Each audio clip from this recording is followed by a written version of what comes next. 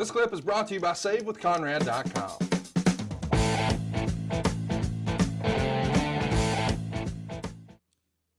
Here we go. Umaga, Armando, the coach, and Johnny Nitro beat the WWE champion by DQ in 6 minutes.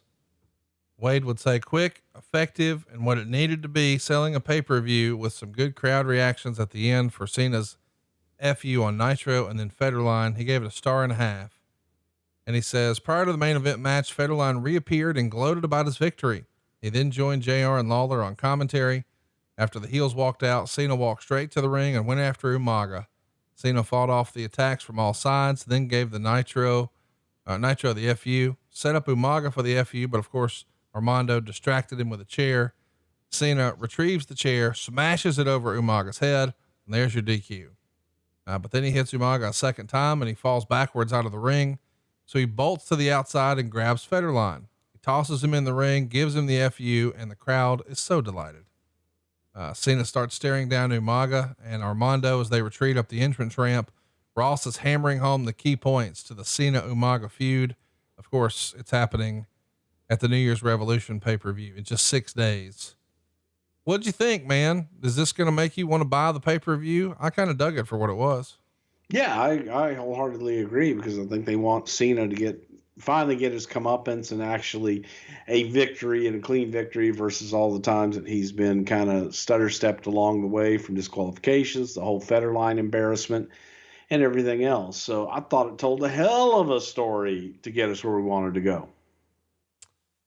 Of course, New Year's Revolution, this is the go home show for that. And it's a different show for a different day, but that is the event where Triple H re-injures his quad and winds up being out of action for months.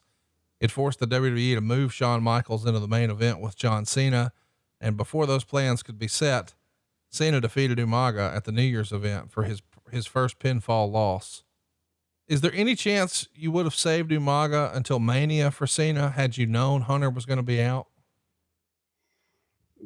Goddamn, if I was Umaga, I'd much rather been in the position I was in. Right. He was in the whole damn Battle of the Billionaires. So if I was Umaga, I'd be pissed if they wanted to put me in with Cena at that point. I thought Umaga was in the right spot. I mean, but would you have, I'm not saying would Umaga have wanted to be there. I'm asking if you would have known, hey, Hunter's out. Do you think you would have tried something different there? No, because I think Vince needed that kind of maniacal, crazy, Umaga for the story with Trump. I think it made sense. And it was one of those that Umaga was hot. He was red hot.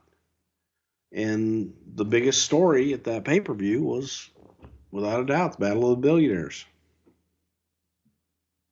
Overall, thumbs up, thumbs down, thumbs on the middle on K-Fed on Raw. Oh, K-Fed in general, double thumbs up. I thought the Raw was good. It wasn't like, oh my God, this is the greatest Raw ever, but it was damn good. And K-Fed, overall, I thought was a huge positive and did an excellent job.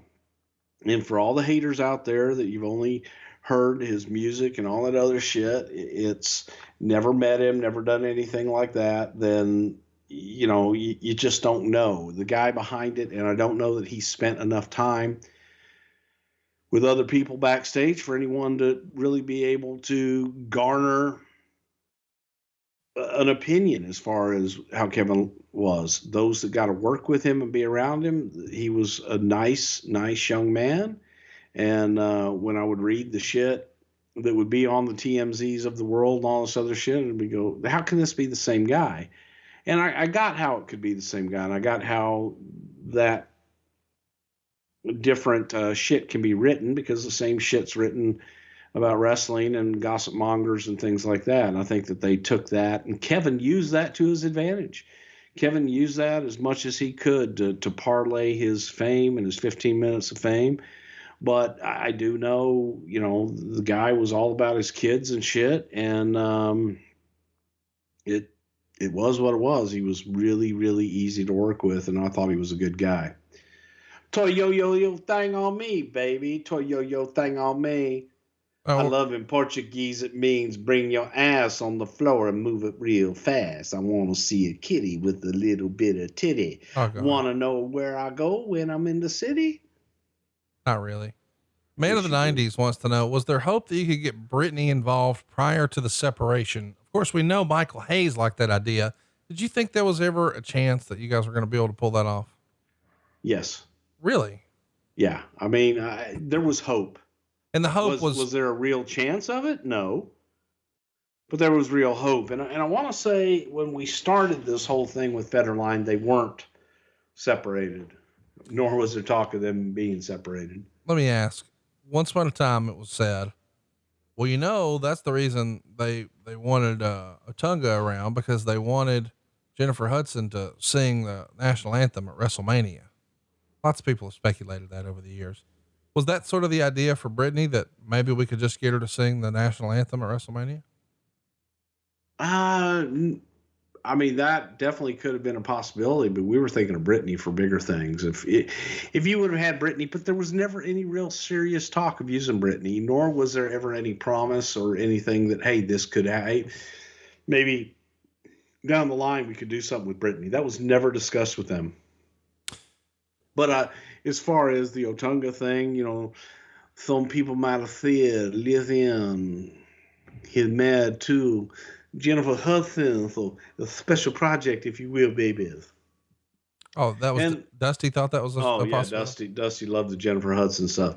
But Umaga, and here's another guy that I think that when people, I know from I'll give you my point of view only, was, man, Umaga, I'd heard all these things, and I had actually talked to Dusty about him before, and I thought, man, you know, Umaga is one of the smartest people, and I haven't even had the opportunity to spend a lot of time with him. But man, you talk about a smart dude and a really super, super fucking nice guy that works his ass off and smart beyond compare. So I think Umaga gets a bad rap just because of that too. I'm glad you said that, because all I've ever heard was what a great guy he was, and super guy.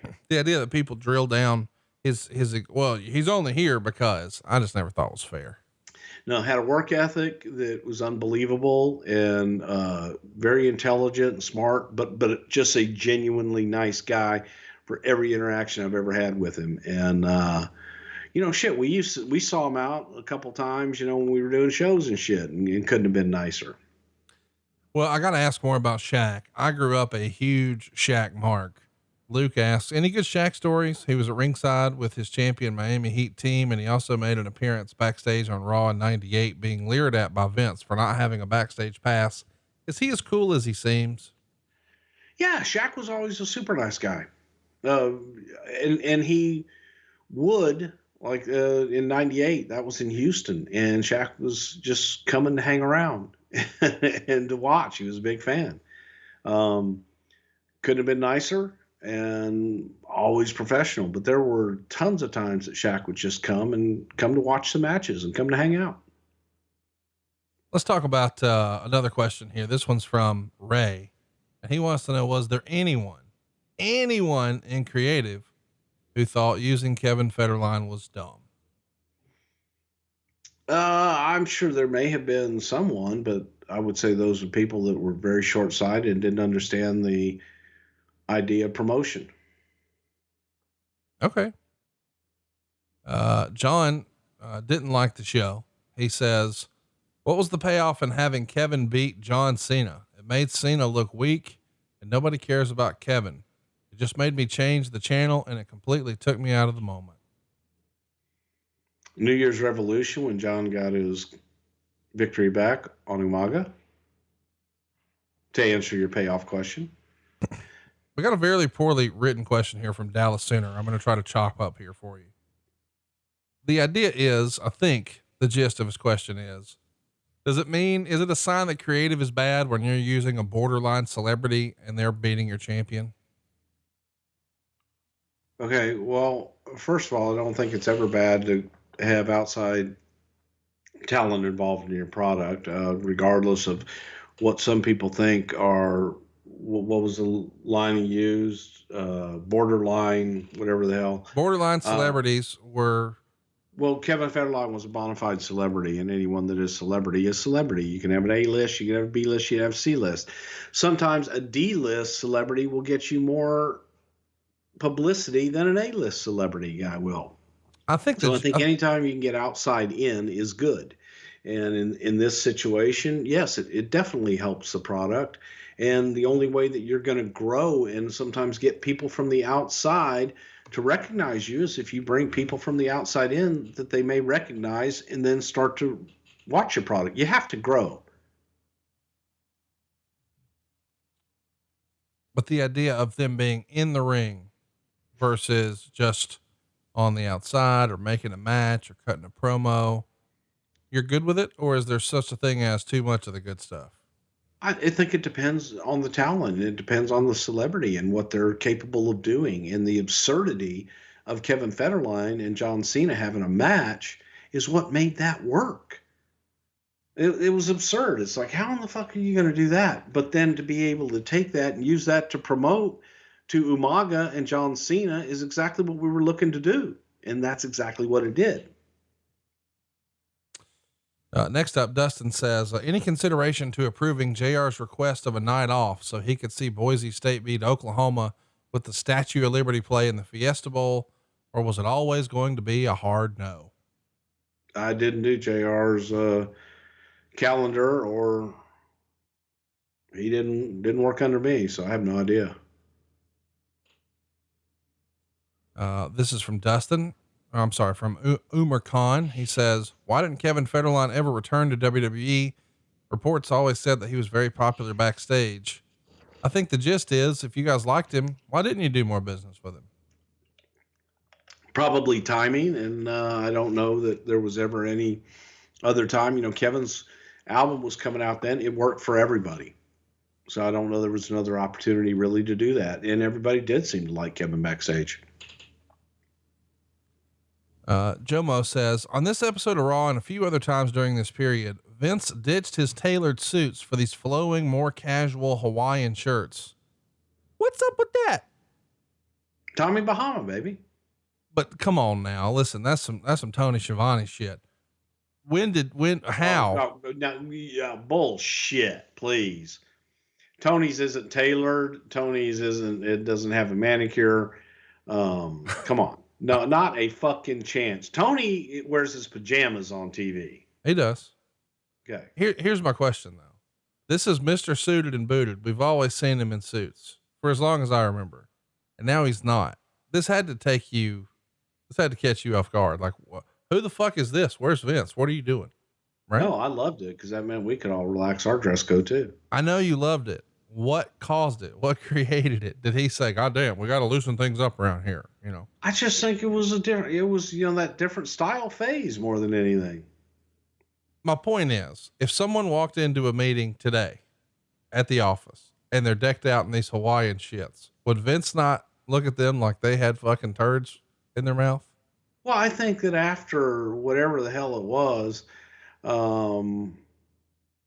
it was probably later on this year, definitely with the Trump stuff that, you know, we all got back to tightening things up a little bit. Tremendous. Dick says, I think it's very fair to say that Kevin Federline was surprisingly entertaining as a guest celeb. Are there any other celebs that you never had on, but you thought would have been fantastic? Oh, there's tons. You know, again, that's one of those that you sit there and go, well, shit. I'm sure there's a ton of celebrities. I can't think of them off the top of my head, but you can go down a list of celebrities and say, yeah, they could work. I think I could make anybody work. You know what I mean? Yeah. I think you could go through and look at celebrity, and I can make Ken Jeong work if I wanted to. But yeah, there were people that you look at and go, oh my God, they'd be a blast to work with. But then maybe they wouldn't.